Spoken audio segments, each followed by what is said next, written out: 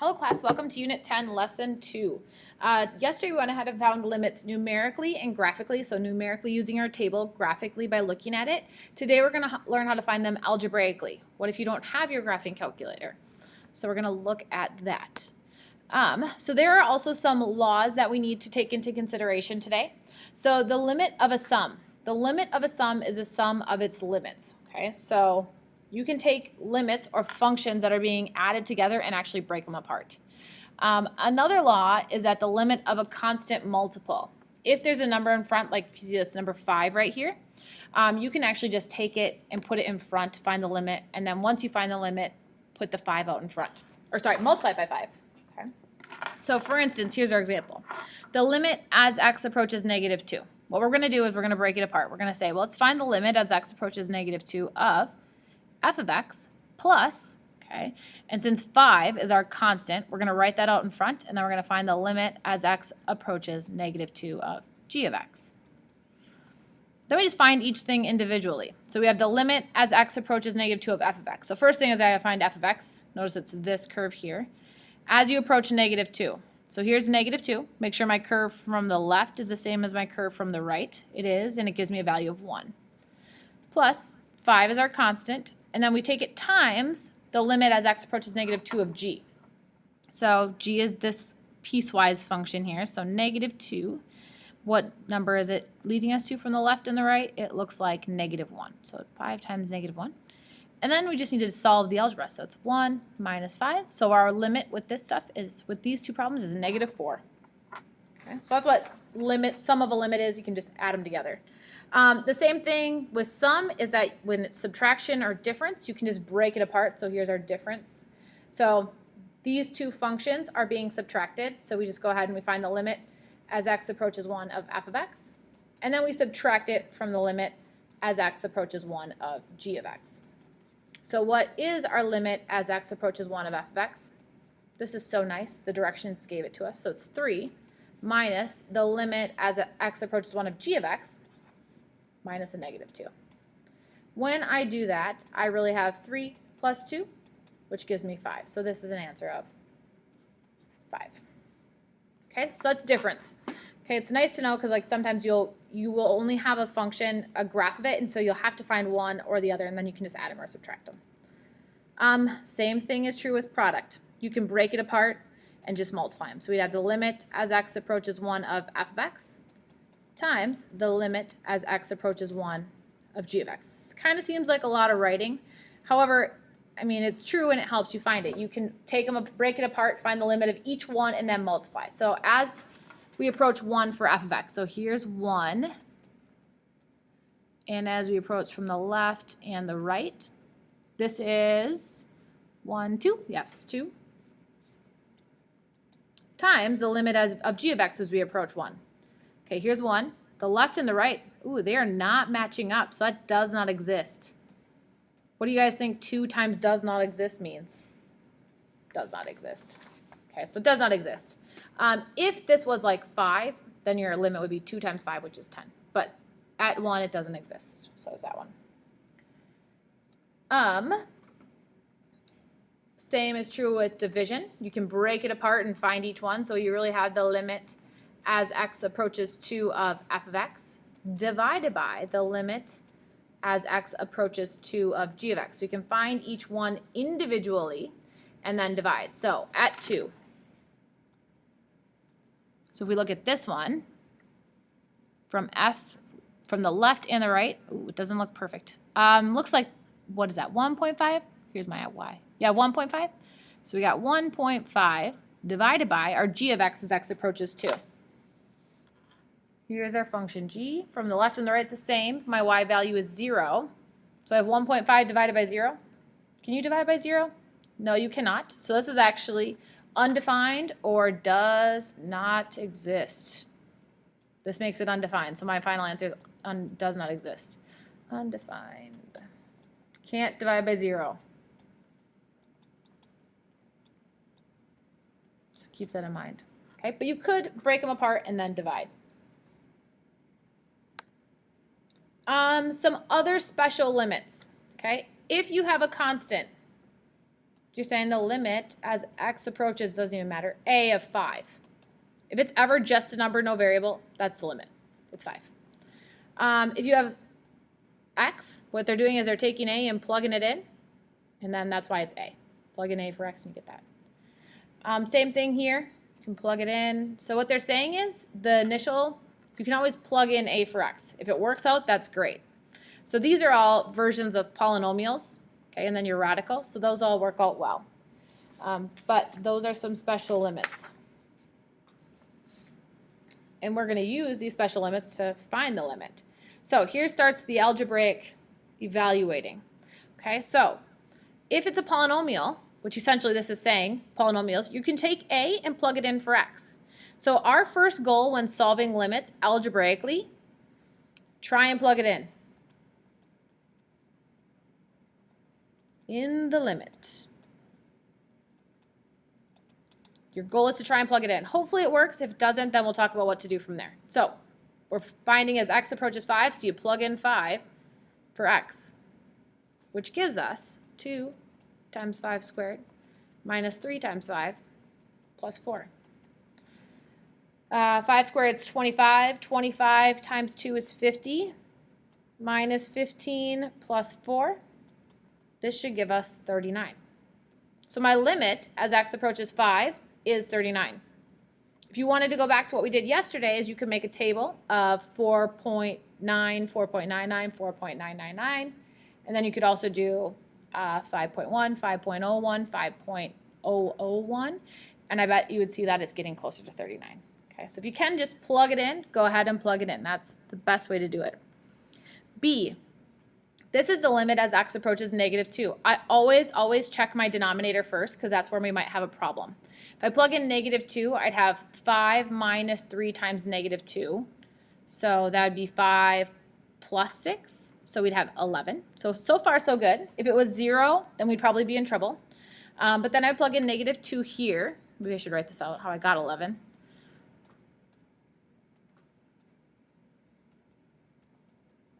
And then we'll also plug in -2 to the top. So we have -2 to the third plus 2 times -2 squared minus 1. Then we just figured out we'd have -2 to the third is -2 times -2 times -2, -8. Plus 2 times, well, -2 to the second is 4. So 2 times 4 is 8 minus 1 all over 6. So I would have -1 over, no, this is 6, my bad. 5 times, sorry, -3 times -2 is 6. 5 plus 6 is 11. So it's -1 over 11. So that would be my limit for that one. Okay, so your first goal with limits is always just go ahead and try and plug it in.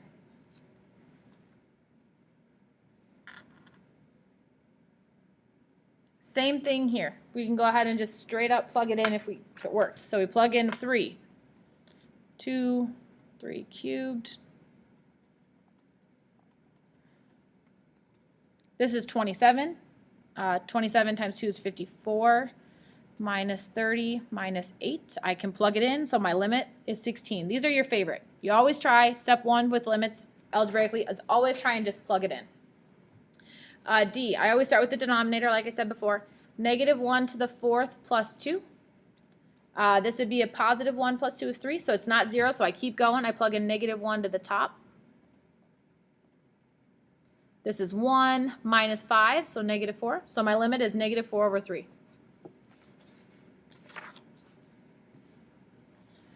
Okay. Then the next one, I'm given a limit. My first instinct is to plug in 1. I plug it in, I always check my denominator. 1 squared minus 1, that gives me 0. You cannot divide by 0. So there's probably a hole going on the graph. So what we do is if you cannot plug it in, okay, so step 1, you always try and plug it in. If you can't plug it in, you want to simplify. Some options to simplify are factoring, conjugate.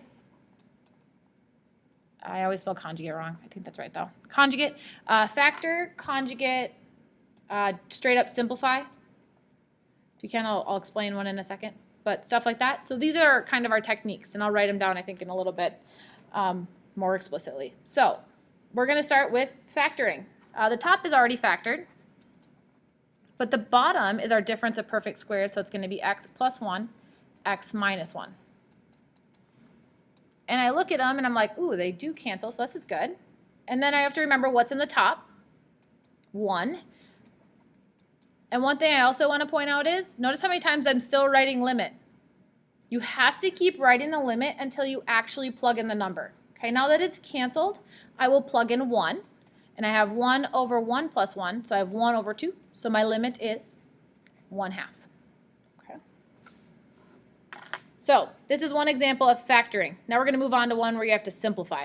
Okay. So this one, I try and plug in 0, and I would have 0 in the denominator. So I go ahead and I multiply anything that looks like this out. Okay. So I would have 3 plus h squared is 3 plus h times 3 plus h. So I'm going to skip through this a little quickly. We'd have 9 plus 3h plus 3h is 6h plus h squared. I'm going to plug it into my limit. So I have the limit as h approaches 0 of 9 plus 6h plus h squared minus 9 all over h. We did simplifying like this earlier in the trimester. Things should cancel nicely, as you notice, the 9s do. Okay. After you kind of do a little simplifying, think about plugging in 0. If I plug in 0, I still have that h in the bottom. Okay, so I'm still having a problem. So what I need to now do is see if I can simplify anything else.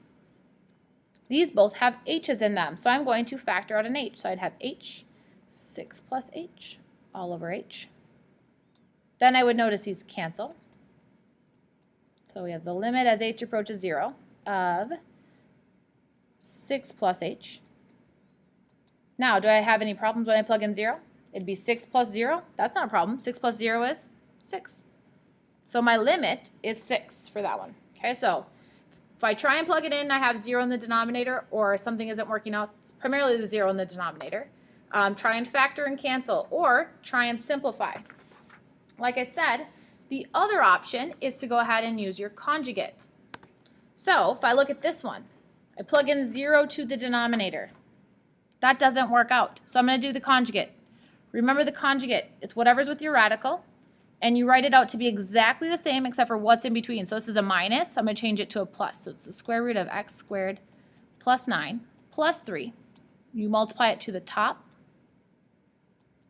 and the bottom.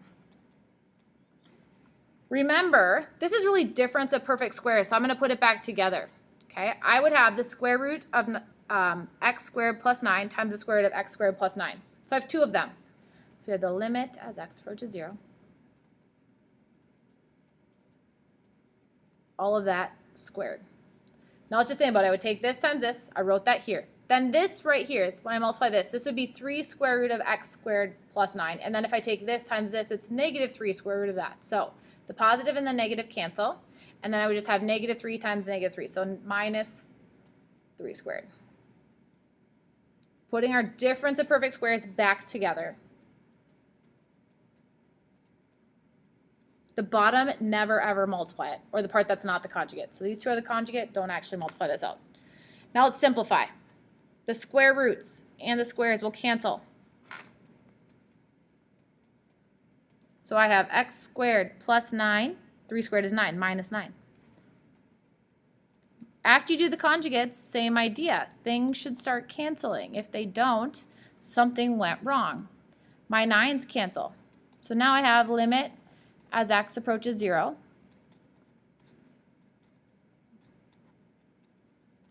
It's getting crowded here. Plus 3. There we go. This is a 9. Now I try and plug in 0. If I plug in 0 for x squared here, it's 0 times this. That still leaves my denominator 0. So I'm like, is there anything else that cancels? Those x squareds do. So now I have the limit as x approaches 0 of 1 over the square root of x squared plus 9 plus 3. And now if I plug in 0, will it work? I have 1 over 0 squared is 0. 0 plus 9 is 9, so it's the square root of 9 plus 3. The square root of 9 is 3, so I have 1 over 3 plus 3, which leaves me with 1 over 6. Okay. So that is when you use the conjugate. Okay, so those are kind of like your big ideas. That's when you want to use them. So, in summary, how do you find the limit of a quotient? Okay, you always try direct substitution. Okay, your only place you have to worry about having problems is that the denominator is 0. So if the denominator is 0, use these ideas.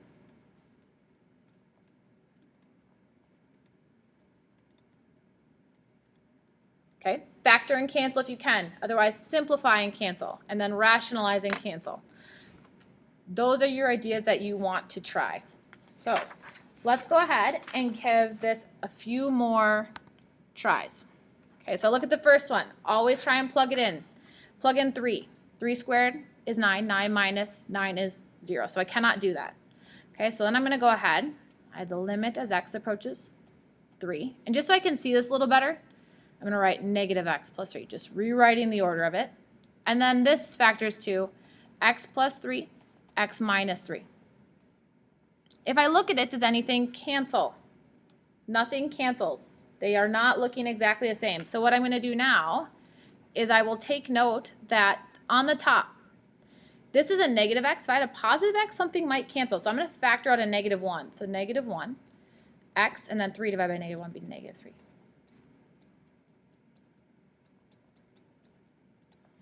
Now that I have that, you should notice that these will cancel. So I have the limit as x approaches 3 of negative 1 over x plus 3. Now I go ahead. Can I plug it in? 3 plus 3 works. So I have negative 1 over 3 plus 3. So negative 1 over 6, that is my limit. Okay, so doesn't work. Try and factor if you can. The next one, plug in 7. I'm always worried about the bottom. 7 squared is 49. 49 minus 49 is 0. So I'm like, now I have to try and factor, which is nice. I see I can.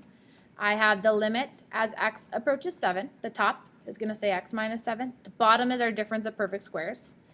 X plus 7, x minus 7. This is a really bad 7, but this and this cancel. That means there's a 1 in the top. So I have 1 over x plus 7. I always check if I plug it back in, is everything okay? It is. So I have 1 over 7 plus 7, which is 14. So I have 1 over 14. So my limit is 1 over 14, for example, 3. Example 4. Same idea. I try and plug in negative 1. Negative 1 plus 1 is 0, so that doesn't work. I'm going to try and factor, okay? This one is our little bit of a guess and check method. So we have limit as x approaches negative 1. Got a 2 in front, so we have to have a 2x and an x. And then what multiplies to 5? 1 and 5.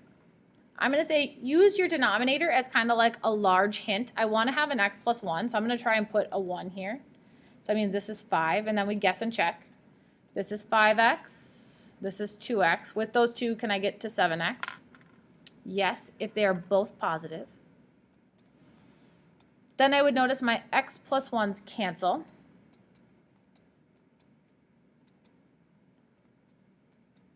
So I'm left with the limit as x approaches negative 1 of 2x plus 5. And I would have no problems plugging this in, so I just go ahead and plug it in. Negative 2 plus 5 is 3, so my limit is 3. Number 5. Looking at this one, once again, I plug in the denominator. Negative 2 plus 2 is 0, so then I try and factor. Bottom piece doesn't factor anymore. The top piece, nice little reminder at top, helps us. But I can factor that. A cubed, I said equal to x cubed.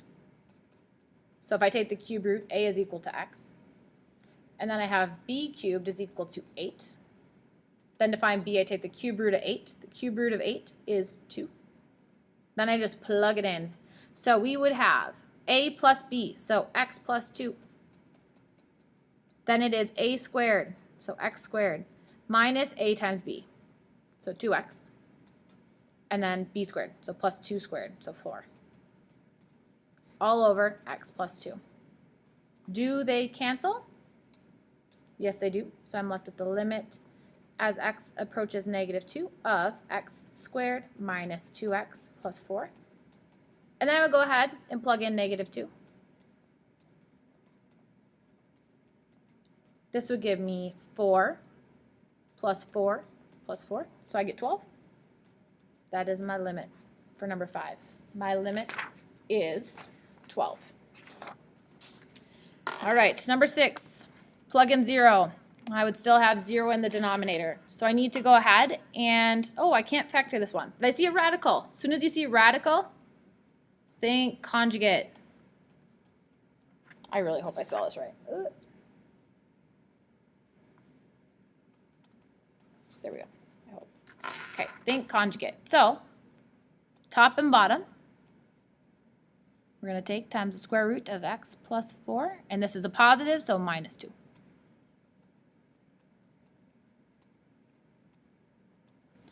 Then we go ahead. We have the limit as x approaches 0. Square root of x plus 4 times the square root of x plus 4 is really the square root of x plus 4. And it's all squared. And then remember, if I multiply this times this, it's negative. And then the positive version, so those cancel. And then 2 times negative 2 is negative 4. Or I'm just going to write, you can just square each piece, subtraction. And then remember the bottom, you do not multiply out, just leave it as is. Then I rewrite the square root and the square cancel. So the limit as x approaches 0 of x plus 4 minus 4. The bottom stays the same. After you do the conjugate, things should cancel. They do. After you cancel, you always ask yourself, can I plug back in my 0? If I plug 0 into the bottom, this would be 0 times this, would keep the whole thing 0, so I can't actually. So I look for other cancellations. These x's would cancel. So I'm left with the limit as x approaches 0 of 1 over the square root of x plus 4 minus 2. Now I try and plug in. 0 plus 4 is 4. Square root of 4 is 2. So I would have 2 minus 2. Ooh, this is concerning. I have 1 over 0. We have done all of that work, and now we come up with this actually does not exist. If you go through all of that work of the conjugate and you still get a 0 in the denominator, the limit does not exist. So be careful. That can happen. All right, we have one last example. Example number 7. Okay, I plug in 0 to my denominator. 0 it is. Then we have to simplify. So this one's different. But I have fractions within fractions, and we have handled fractions within fractions before this trimester. So what we got to do is take this top piece and make it all one fraction. So this is really 1 over 1. And the way we add fractions is by getting a common denominator. So I'm going to take the top times x minus 1 and the bottom times x minus 1. So limit as x approaches 0.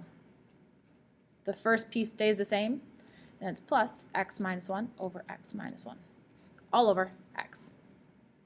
When we add fractions, if the denominators are the same, we put the numerators together. So we have the limit as x approaches 0 of 1 plus x minus 1, all over our common denominator, all over x. I would notice the 1's will cancel.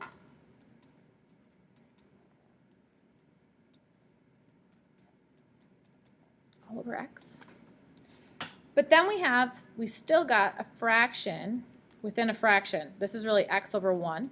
So what we do is we multiply by the reciprocal 1 over x. These x's cancel, and so do these x's. And so now I have the limit as x approaches 0 of 1 over x minus 1. And now if I plug in 0, 0 minus 1 is negative 1. So I can have this 1 over negative 1. So my limit is negative 1. So whenever there's fractions, make sure you put them together and then find the limit. That's another way of simplifying.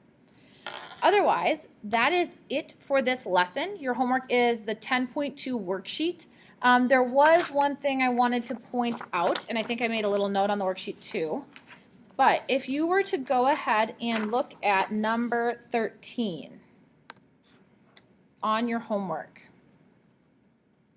it looks like the limit as h approaches 0 of 3 plus h to the negative 1 minus 3 to the negative 1 all over h.